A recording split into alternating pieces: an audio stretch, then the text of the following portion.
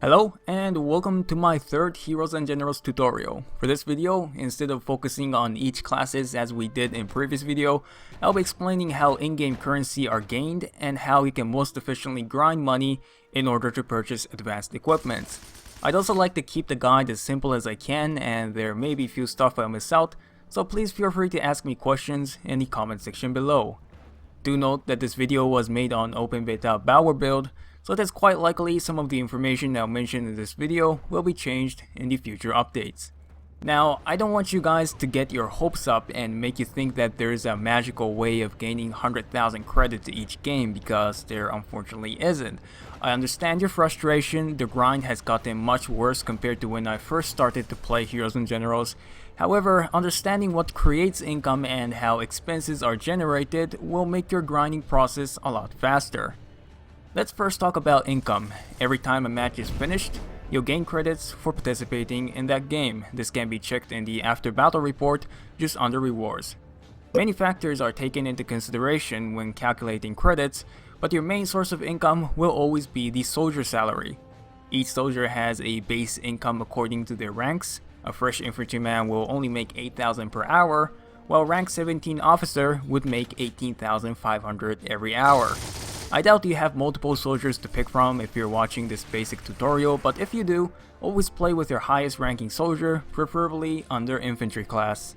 Now, you might be wondering, if I make more money over time, is it better for me to play Assault over Skirmish?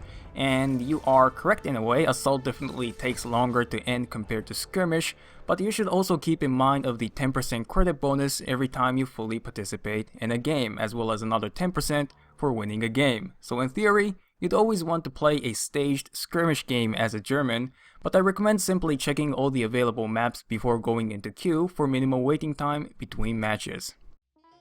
One last important source of income is determined by your performance in-game. Every action you do, from transporting troops to shooting down power planes, will generate you money. One of the highest rewards are given by capturing and defending objective and destroying heavier vehicles. You really need to ditch the mindset of good KD equaling good income, since that's not necessarily the case in Heroes and Generals.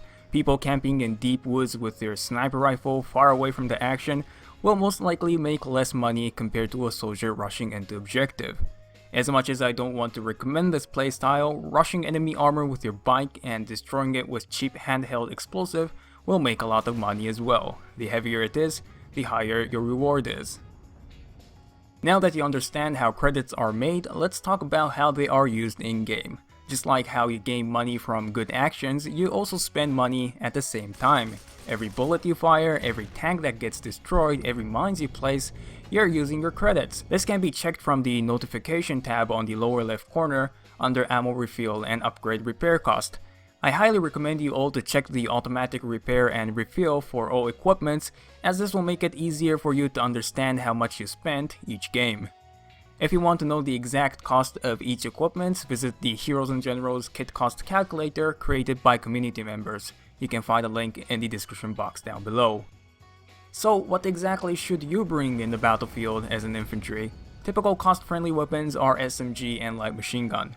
These perform relatively well with minimal upgrades, not to mention their advantage over rifles when camping indoors.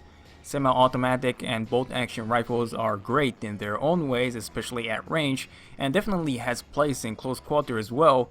However, the difference between vanilla and fully modded rifles are so great that you are almost required to heavily upgrade them in order to perform well, and upgrading costs money, as you know, initially and consistently to repair and refill. I'm not trying to discourage you to mod your weapons or to use expensive equipment, but you should always consider costs and expenses and do the math. I believe I covered the basics of credit system and how you gain your reward, and hopefully you now have a better understanding on how to efficiently grind for your shiny new gear. Any questions are welcome as always in the comment section. There are a few more tutorials available in the annotation, but for now I hope you guys enjoyed the video as always, and I'll see you guys in the next one.